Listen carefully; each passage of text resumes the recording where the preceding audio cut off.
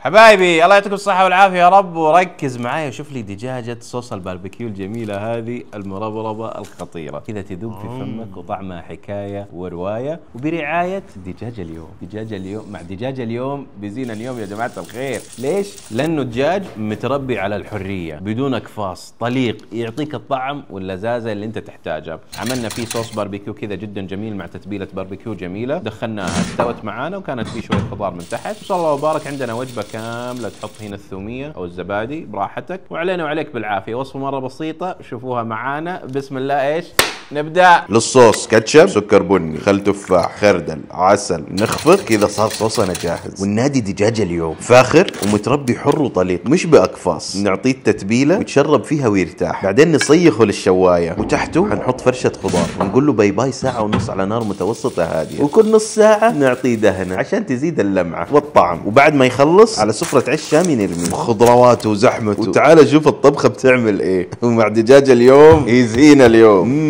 هذه نقول عليها الله الله.